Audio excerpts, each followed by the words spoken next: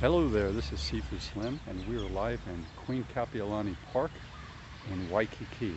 Let's go talk to the exercise man whom I met several years ago. And I'll ask him if he's got any suggestions for junior athletes and coaches and parents raising a child athlete.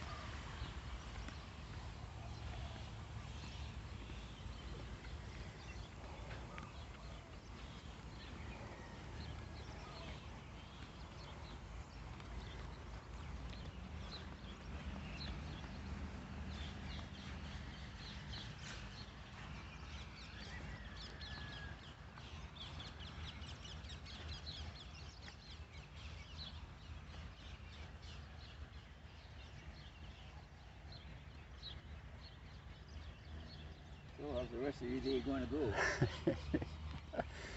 May I ask you a few questions of wisdom? No, well, I tell you what, if you don't use the word wisdom, because I try not to use the word, because even when I write stuff, I always tell people, nowhere will you see the word wisdom. Wisdom is something that's personal, but it's something that got to be experienced. So when somebody has a lot of experience, what do they have if they don't have wisdom? Understanding. You can have great knowledge, but you may not understand the knowledge. The problem is that we live in a society that we think the more we know, the better.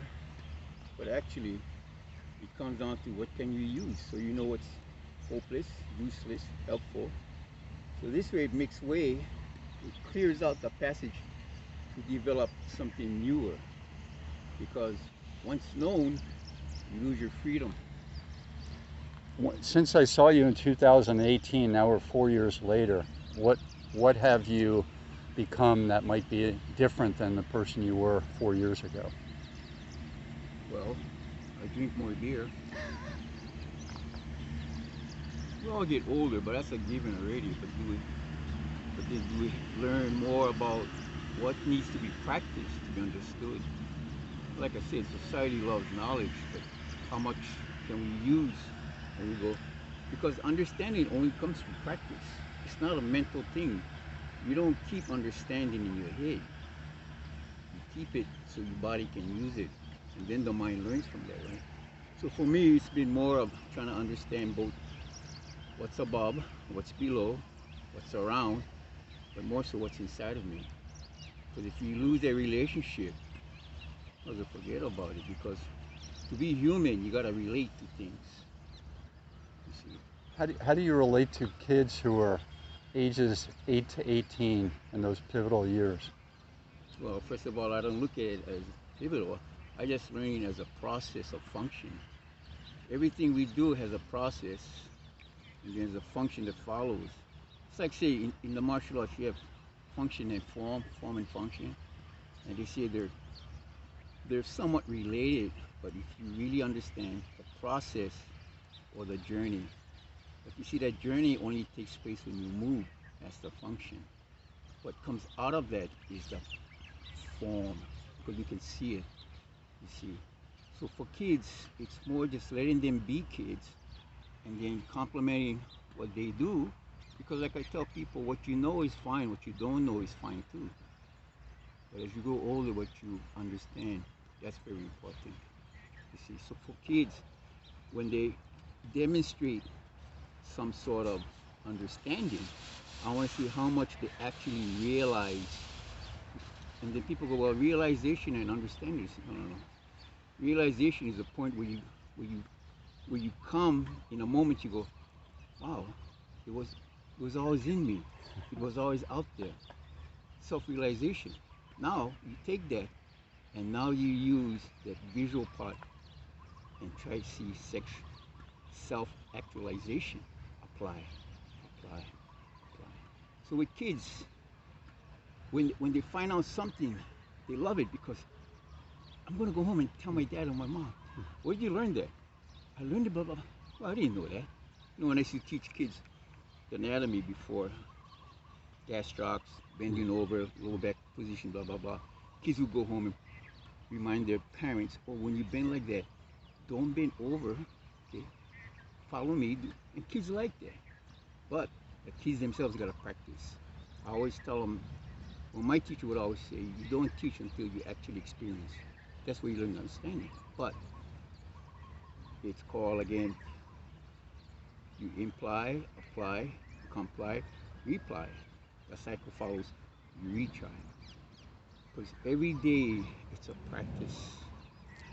See? So part of my research is the idea that we spend too much time on winning, concentration on winning and performance, and everything is related to that, and if we lose, there's a big problem. Where I'm telling the people who read my books and watch my videos that when I was young, it was participating, it was the recreation, it was the joy, it was the camaraderie, it was the experience, and winning was just another one of those many things that could happen that day. It wasn't the only thing that could happen that day. What do you think of that? Well, always accept the outcome. But then, after you accept the outcome, appreciate the effort. So that way you're going to find gratification in playing or doing. Winning and losing is just, it's a mental thing. Of course, you put a lot of effort, you train and blah, blah, blah, blah. But then be satisfied your training was good enough to play the championship game, play the game. Winning or losing is just what happened. So accept the outcome so you can really relate to what you put in, because there's no such thing as failure. No such thing. Society labels you that. Don't let nobody tell you you're failure. As long as you know an honest effort is put in, win or lose, good or bad. And then you take it from there, then you do something called adjustments. Change doesn't happen often without adjustments. Because why? Adjustments is what teaches you to adapt. But if you don't adjust, how are you going to adapt? How can you realize, hey, wait a minute, I got to adjust.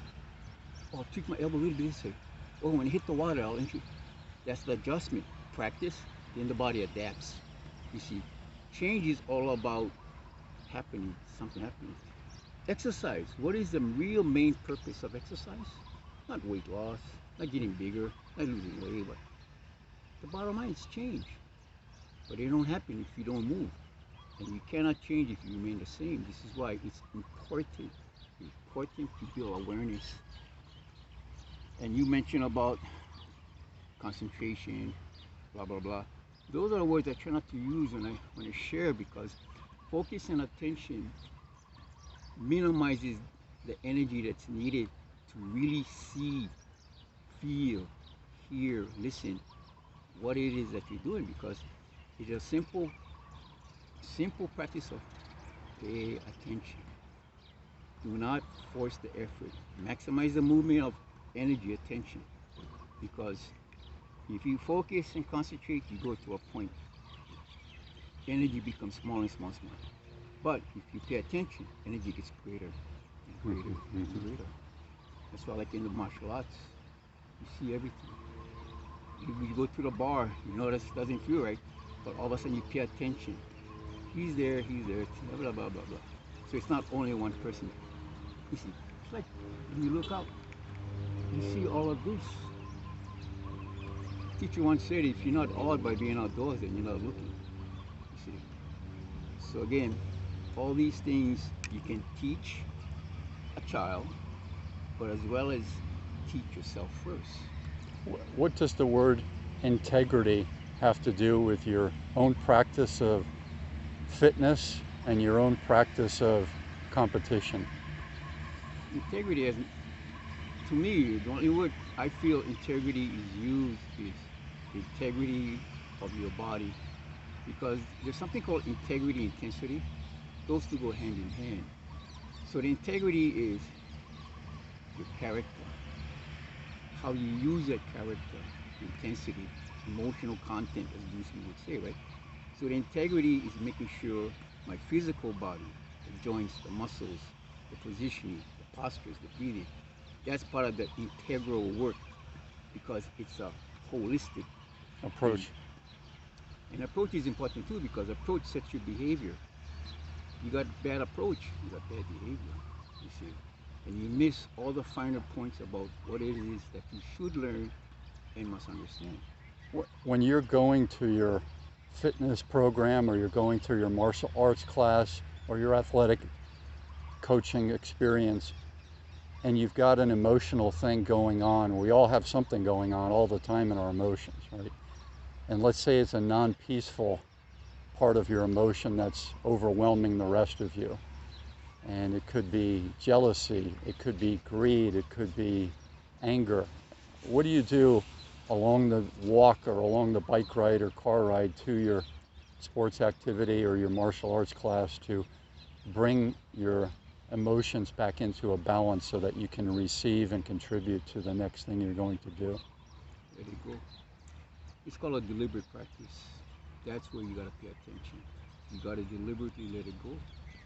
It's a practice. It's not, I tell people it sounds simple, but it ain't. It takes something called effort. So you let it go.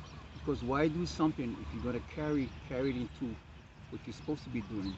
When I used to coach the powerlifters, I would always tell them, don't bring yesterday's workout to today.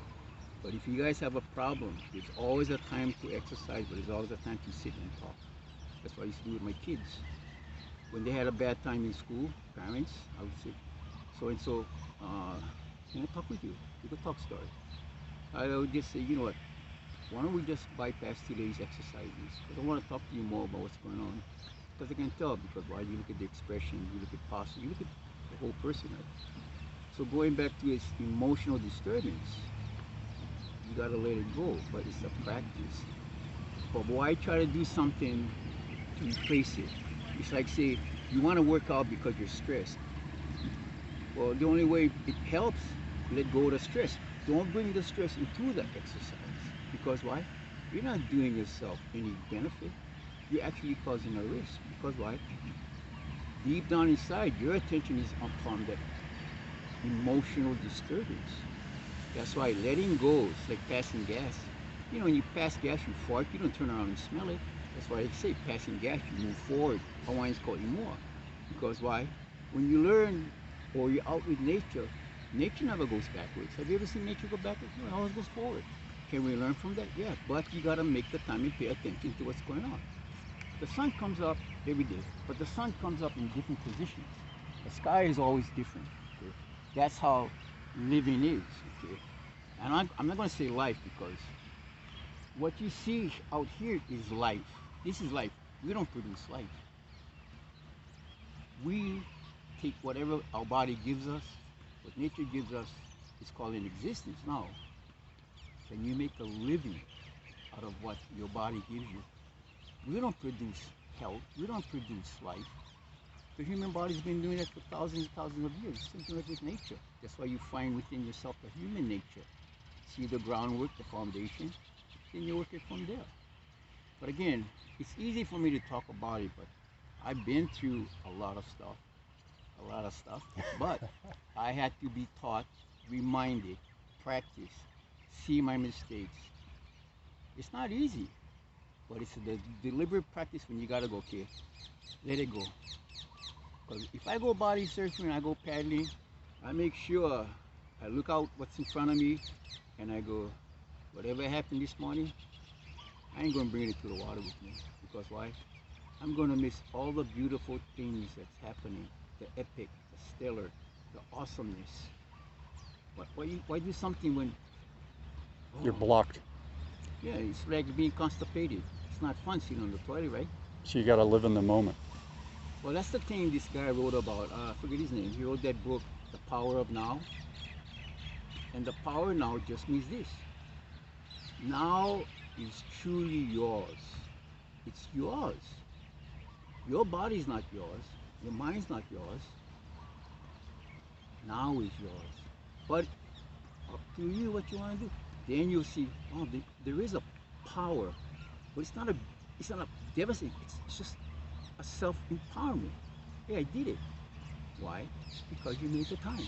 Because time is only created by what we do. That's why I tell people, don't go by the numbers, the clock, the calendar, stuff like that. Even though you guys say you're 100 years old, you're 76 years old, scientists cannot prove what you're supposed to feel like at your age. So it's only now you tell yourself. But again, I'm going to repeat again, I'm going to say this every time. It sounds simple, But it ain't easy because what? Deliberate practice means putting as much attention so that we can see the big picture. Again, it's like looking at the human body through a microscope, but then looking at human life or living through a telescope. Your name, in case people want to come down and do a workout session with you? Well, Mikey. Mikey. Yeah, Mikey, Uncle Mike. You know, the thing is that I don't mind sharing, but that's all it is. It's not teaching, it's not learning, it's sharing. Because why?